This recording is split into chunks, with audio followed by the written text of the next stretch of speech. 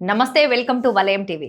Andhra Pradesh IT విద్యాశాఖ మంత్రి నారా లోకేష్ రాష్ట్రానికి పెట్టుబడులను రాబట్టడమే పరమావధిగా సరికొత్త వ్యూహాలతో ముందడుగు వేస్తున్నారు.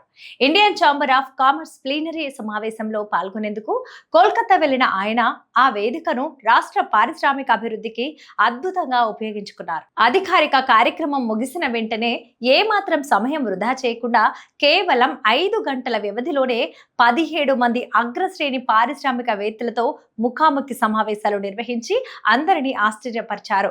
నూతన పారిశ్రామిక విధానాలు, రాయితీలను వివరిస్తూ ఏపీలో పెట్టుబడులు పెట్టడానికి ఉన్న అనుకూల వాతావరణాన్ని వారికి స్పష్టంగా వివరించారు.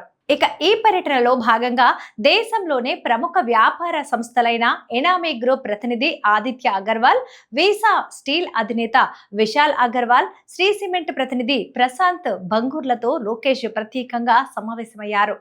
ఐటీసీ చైర్మన్ సంజీవ్ పురితో జరిగిన భేటీలో రాష్ట్రంలో కొనసాగుతున్న హాస్పిటాలిటీ ప్రాజెక్టుల పురోగతిపై చర్చించారు. ముఖ్యంగా కుప్పం నియోజకవర్గంలో ఏర్పాటు చేస్తున్న హార్టికల్చర్ క్లస్టర్ల స్థాపన, స్థానిక రైతులకు చేకూరే లబ్ధిపై సుదీర్ఘంగా సమీక్షించారు.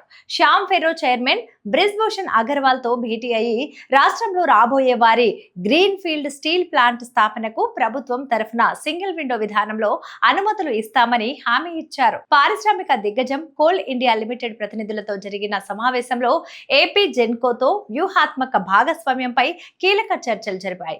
ఇక సాంప్రదాయేతర ఇంధన వనరుల అభివృద్ధి, పునరుత్పాదక ఇంధనం, అరుదైన ఖనిజాల వెలికితీత వంటి రంగాల్లో కూడా ఉమ్మడిగా పనిచేసే అవకాశాలను పరిశీలించారు. గ్రీన్ ఎనర్జీ రంగానికి రాష్ట్ర ప్రభుత్వం ఇస్తున్న ప్రాధాన్యతను వివరిస్తూ విక్రమ్ సోలార్ నాయకత్వంతో భేటీ అయ్యారు. ఆంధ్రప్రదేశ్ లో సోలార్ సెల్స్ తయారీతో పాటు భారీ ఎత్తున బ్యాటరీ తయారీ యూనిట్ల ఏర్పాటుకు ఉన్నటువంటి అనుకూలతలను వారికి వివరించి తగిన భూమి, మౌలిక వసతులు కల్పిస్తామని భరోసా ఇచ్చారు.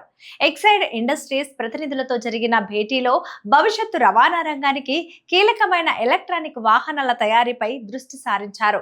ఈవీ బ్యాటరీల ఉత్పత్తి కేంద్రాల స్థాపన, యువతకు అవసరమైన నైపుణ్యాభివృద్ధి శిక్షణలో భాగస్వామ్యం వహించడంపై సుదీర్ఘంగా చర్చించారు.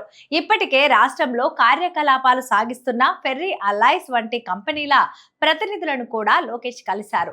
వారు ప్రస్తుతం ఎదుర్కొంటున్న క్షేత్రస్థాయి సవాళ్లు, విద్యుత్ సరఫరా, రవాణా ఇబ్బందులను అడిగి తెలుసుకున్నారు. పాత ప్రభుత్వాల కాలంలో నిలిచిపోయిన ప్రోత్సాహకాలను త్వరలోనే విడుదల చేస్తామని, అలాగే పరిశ్రమల భద్రతకు కట్టుబడి ఉంటామని స్పష్టం చేశారు. ఐసీసీ ఐటీ విభాగపు కోర్ కమిటీ సభ్యులతో లోకేష్ ప్రత్యేకంగా డిజిటల్ రౌండ్ టేబుల్ సమావేశాన్ని నిర్వహించారు. విశాఖపట్నం, అమరావతి, అనంతపురం నగరాలను ఐటీ హబ్లుగా తీర్చిదిద్దుతామని, గ్లోబల్ క్యాపబిలిటీ సెంటర్ల ఏర్పాటుకు ఏపీ అత్యంత అనుకూలమైన ప్రాంతమని పేర్కొన్నారు. కేవలం పెద్ద పరిశ్రమలే కాకుండా చిన్న, మధ్య తరహా పరిశ్రమల బలోపేతానికి ఈ పర్యటనలో ప్రాధాన్యత ఇచ్చారు. పారిశ్రామికవేత్తల నుండి వచ్చిన ప్రతిపాదనలను త్వరితగతిన పరిశీలించడానికి ప్రత్యేక టాస్క్ ఫోర్స్ కమిటీని ఏర్పాటు చేయనున్నట్లు కోల్కతా వేదికగా ప్రకటించారు. ఈ వేగవంతమైన పర్యటన ద్వారా ఆంధ్రప్రదేశ్ వైపు దేశీ పారిశ్రామిక వర్గాల చూపు మరల్చడంతో ఇక మంత్రి లోకేష్ విజయం సాధించారు.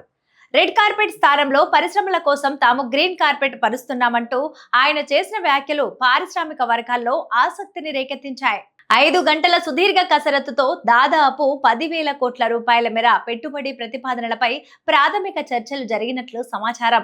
ఈ చర్చలను తదుపరి దశకు తీసుకువెళ్లి రాబోయే రోజుల్లో వీలైనంత త్వరగా క్షేత్రస్థాయిలో పరిశ్రమల స్థాపన జరిగేలా చూస్తామని లోకేష్ పారిశ్రామికవేత్తలకు నమ్మకం కలిగించారు. ఇవి ఇవాల్టి అప్డేట్స్. మరిన్ని అప్డేట్స్ కోసం వలయం టీవీని సబ్స్క్రైబ్ చేసుకోండి.